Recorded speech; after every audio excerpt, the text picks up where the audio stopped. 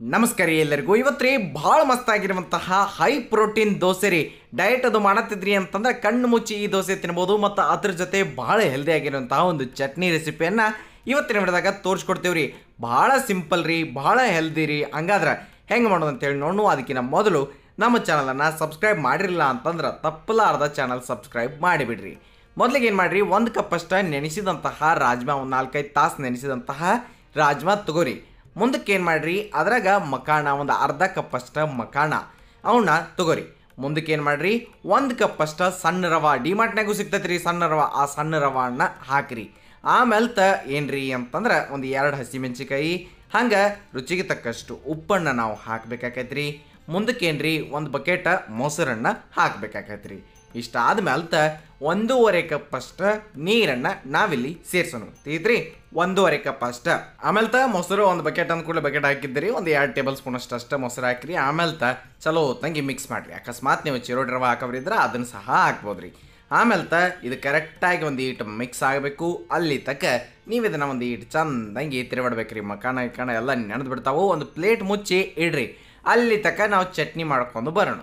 ಏನು ಮಾಡಿರಿ, ಒಂದು ಪಾನಾಗ ಒಂದು 2 ಟೇಬಲ್ ಸ್ಪೂನ್ ಅಷ್ಟು ಹೆಸರು ಬೇಳೆಗಳನ್ನ ತಗೋರಿ. ಹೆಸರು ಬೇಳೆಗಳನ್ನ ಚಲೋ ತಂಗಿ ರೋಸ್ಟ್ ಮಾಡಿರಿ. ಹೆಸರು ಬೇಳೆನೂ ಭಾಳ ಒಳ್ಳೇದು, ಹೌದಿಲ್ರಿ? ಅದಕ್ಕೆ ಅವನೊಂದು ಈಟ ಹುರಿರಿ. ಹುರಿದಾದ್ಮೇಲೆ ಒಂದು ಅರ್ಧ ಟೀ ಸ್ಪೂನಷ್ಟು ಎಣ್ಣೆಯನ್ನು ಹಾಕೋಣ. ಒಂದು ಪಾನಾಗ ಅರ್ಧ ಟೀ ಸ್ಪೂನಷ್ಟು ಎಣ್ಣೆಯನ್ನು ಕಾಯಕ್ಕಿಟ್ಟು ಅದಕ್ಕೊಂದಿಟ್ಟು ಜೀರಿಗೆಯನ್ನು ಹಾಕೋಣ ರೀ. ಜೀರಿಗೆ ಆದ್ಮೇಲೆ ಒಂದು 2-3 ಹಸಿಮೆಣ್ಸಿಕಾಯಿ ನೋಡ್ಕೊಂಡು ಎಷ್ಟು ಬೇಕೋ ಅಷ್ಟು ಹಸಿಮೆಣ್ಸಿಕಾಯಿ ಹಾಕಿರಿ. ಖಾರ ಕಡಿಮೆ ಅಂತ ಹಾಕಿ ಚಲೋ ಹೊತ್ನಂಗೆ ಒಂದು ಈಟ ಹುರಿದಂಗೆ ಮಾಡಿ ಅದ್ರಾಗ ಒಂದೀಟ ಪುದೀನ ಹಾಕಿರಿ.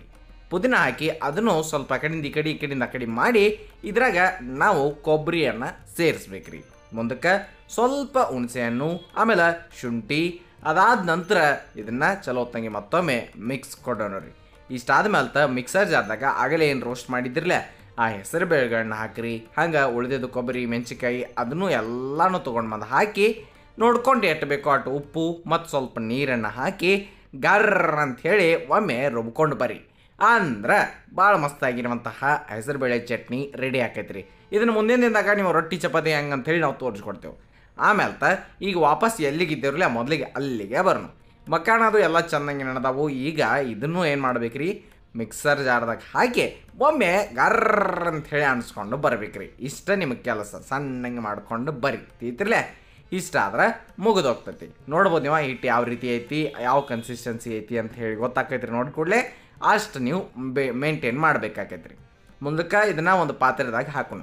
ಹಾಕಿದಾದ್ಮೇಲೆ ಏನು ಮಾಡೋರಿ, ಮಿಕ್ಸರ್ ಜಾರ್ದಾಗ ಇನ್ನೊಂದು ಸ್ವಲ್ಪ ನೀರನ್ನು ಹಾಕಿ ಇಲ್ಲಿ ನಾವು ಒಮ್ಮೆ ಏನು ಮಾಡೋಣ, ಗರ ಗರ ಗರ ಅಂಥೇಳಿ ಅದನ್ನು ಕೂಡಿಸ್ಬಿಡ್ನು. ಅಂದ್ರೆ ಬರಬ್ಬರಿಯಾಗಿ ಬಂದು ಬಿಡ್ತೈತ್ರಿ ಹಿಟ್ಟು. ಈಗ ನೋಡಿದ್ರಲ್ಲ ಈ ಕನ್ಸಿಸ್ಟೆನ್ಸಿ ನಮಗೆ ಬೇಕು ದೋಸೆ ಮಾಡಾಕ್ರಿ. ತೀತ್ರಿ ಈಗ ತವಾ ಕಾಯಕ್ಕೆ ಇಟ್ಟಿರ್ತೀವಿ. ತವಾ ಕಾದಾದ್ಮೇಲೆ ಅದಕ್ಕೆ ಸ್ವಲ್ಪ ನೀರು ಹೊಡೆದು ಈ ಚಂದಂಗೆ ದೋಸೆ ಹಾಕಕ್ಕೆ ಶುರು ಮಾಡಿ. ತೀತ್ರಿ ಬರಬ್ಬರಿಯಾಗಿ ಅದೊಂದು ಸ್ವಲ್ಪ ತವಾ ಚಲೋ ತಂಗೆ ಕಾಯಬೇಕು. ಆಮೇಲೆ ಗ್ಯಾಸ್ ಆನ್ ಮಾಡಿ ಹಾಕಬೇಕು. ತೀತ್ರಿಲ್ಲ ಆಮೇಲೆ ಇದ್ರ ಮೇಲೆ ತುಪ್ಪ ಹಾಕಿರಿ. ಸ್ವಲ್ಪ ಹಾಕಿರಿ, ತುಪ್ಪ ಹಾಕಿರಿ, ಎಣ್ಣೆ ಅಲ್ಲ. ಯಾಕಂತಂದ್ರೆ ತುಪ್ಪ ಡಯಟ್ ಮಾಡೋರಿಗೂ ಒಳ್ಳೇದು, ಯಾಕಂದ್ರೆ ಗುಡ್ ಫ್ಯಾಟ್ ಇರ್ತೈತ್ರಿ ಅದ್ರಾಗ. ಆಮೇಲೆ ಅದನ್ನು ಒಂದು ಈಟ ಸವರ್ದಂಗೆ ಮಾಡಿ ಆ ಕಡೆ ಸರಿಸಿ ಈ ಒಂದು ಗ್ಯಾಸ್ ಸಣ್ಣಿಟ್ಟ ತವಾ ಚಲೋ ತಂಗೆ ಆ ಕಡೆ ಸರಿಸಿ ನೀವು ದೋಸೆಯನ್ನು ಬೇಯಿಸ್ಬೇಕ್ರಿ. ತೀತ್ರಲ್ಲ ಅಂದಾಗನ ಈ ರೀತಿಯಾಗಿ ಮಸ್ತಾಗಿ ದೋಸೆ ಬರ್ತಾವೆ ನೋಡ್ರಿ. ಏಕದಮ್ ಸಿಂಪಲ್ ರೀ, ಇನ್ಸ್ಟಂಟಾಗಿ ಮಾಡುವಂತಹ ದೋಸೆ. ಬರೀ ಏನ್ರಿ, ನೀವು ರಾಜ್ಮಾ ಮೊದಲೇ ನೆನೆಸಿರ್ಬೇಕು ಅಟ್ಟ. ಮುಂದಕ್ಕೆ ಹಂಗೆ ಉಳಿದಿದ್ದು ಎಲ್ಲ ದೋಸೆಗಳನ್ನ ನೀವು ಮಾಡ್ಕೊಳ್ಬೋದ್ರಿ. ನೀವು ಬೇಕು ಅಂತಂದ್ರೆ ಇದಕ್ಕೆ ತುಪ್ಪ ಏನೂ ಹಾಕ್ಲಿಲ್ಲ ಅಂದ್ರೂ ಹಂಗೆ ಮಾಡಿದ್ರೂ ನಡಿತೈತ್ರಿ. ಇಲ್ಲ ಹಾಕ್ನಂದ್ರೆ ಸ್ವಲ್ಪ ತುಪ್ಪ ಹಚ್ಚಿ ಮಾಡಿರಿ, ಚಲೋ ಆಗ್ತೈತಿ. ಆಮೇಲೆ ನಿಮಗೆ ಹೇಳಿದ್ರೆ ರಾಜ್ಮಾ ಹಾಕಿದೆವು, ಮಕಾನ ಹಾಕಿದೆವು, ಮತ್ತೇನು ಬೇಕ್ರಿ ಡಯಟ್ ಮಾಡಿ ಅವ್ರಿಗೆ, ಮತ್ತು ಪ್ರೋಟೀನು ಸಿಗ್ತೈತಿ ರೀ ನಿಮಗೆ. ಏಕದಮ್ ಸಿಂಪಲ್ಲಾಗಿ ಮಾಡುವಂತಹ ಭಾಳ ಮಸ್ತಾಗಿರುವಂತಹ ಈ ಒಂದು ದೋಸೆಯನ್ನು ತಪ್ಪಲಾರ್ದ ಟ್ರೈ ಮಾಡಿರಿ. ಆಮೇಲೆ ಡಯಟ್ ಗೀಟ್ ಮಾಡ್ತಿರ್ತಾರಲ್ಲ ಅವರಿಗೆ ಮೊದಲು ಶೇರ್ ಮಾಡಿರಿ, ಮಾಡ್ಕೊಂಡು ಆರಾಮ್ ಸರಿಯಾಗಿ ತಿನ್ನಲಿ, ಸಣ್ಣಾಗವ್ರಿತೀರಿ. ಆಮೇಲೆ ದೋಸೆ ತಿನ್ಬೇಕಂತ ಅನಿಸಿರ್ತೈತಿ ಅಂದಾಗ ಇದೊಂದು ಬೆಸ್ಟ್ ಆಪ್ಷನ್ ಅಂದ್ರೆ ತಪ್ಪಾಗಂಗಿಲ್ಲ ರೀ. ಹಿಂಗೆ ನೀವು ಎಲ್ಲ ದೋಸೆಗಳನ್ನ ಮಾಡ್ಕೊಳ್ಬೋದು ರೀ. ಆಮೇಲೆ ಅದ್ರ ಜೊತೆ ತೋರಿಸಿದಂಥ ಒಂದು ಚಟ್ನಿಯನ್ನು ಸಿಂಪಲ್ಲಾಗಿ ಮಾಡ್ಕೊಳ್ಬೋದು ರೀ. ತಿಳ್ತಿಲ್ಲ, ಹೆಲ್ದಿಯಾಗಿ ತಿನ್ನಿರಿ. ಆಮೇಲೆ ಆರಾಮ ಇರ್ರಿ ತಿಂದುಂಡು. ಇಷ್ಟ ನಾವು ಹೇಳೋದು ನಿಮಗೆ. ಏಕದಮ್ ಸಿಂಪಲ್ ಆಗಿರುವಂತಹ ದೋಸೆ. ಆಮೇಲೆ ಇನ್ನಿತರ ಹಲವಾರು ದೋಸೆಗಳು ನಮ್ಮ ಚಾನಲ್ದಾಗ ಅದಾವ್ರಿ. ಈಗ ನೋಡತ್ತೀರಿ ಈ ದೋಸೆ ತಾಣ ಚಂದಂಗೆ ಬಿಟ್ಟು ಬಂದಿರ್ತೈತಿ ಬೆಂದಾದ್ಮೇಲೆ. ಆ ರೀತಿಯಾಗಿ ನೋಡಿ ನೀವು ಮಾಡ್ಕೊಂಡ್ರೆ ಮುಗಿದು ಹೋಗ್ತೈತಿ ರೀ.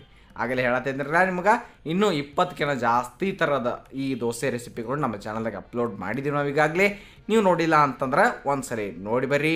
ಆಮೇಲೆ ಈ ರೆಸಿಪಿ ಟ್ರೈ ಮಾಡೋದು ಮರ್ಯಾಕೆ ಹೋಗ್ಬೇಡ್ರಿ. ಹಾಗೆ ರೀಸೆಂಟಾಗಿ ನಾವು ನಿಮಗೆ ಕಡಲೆ ಹಿಟ್ಟಿನ ದೋಸೆಯನ್ನು ತೋರಿಸಿದ್ದೀವಿ ರೀ, ಅತಿ ಸುಲಭವಾಗಿ ಭಾಳ ಟೇಸ್ಟಿಯಾಗಿ ಮಾಡೋದು ಅಂತ ಹೇಳ್ಕೊಟ್ಟಿವಿ. ಅದನ್ನು ನೋಡ್ಕೊಂಡು ಬರ್ರಿ ಅಂತ ಹೇಳ್ತಾ ನೆನಪಿರಲಿ, ಇದು ಸವಿರುಚಿಯ ಸೊಬಗು ಅನ್ನದಾತ ಸುಖೀ ಭವ. ಧನ್ಯವಾದಗಳು, ನಮಸ್ಕಾರ.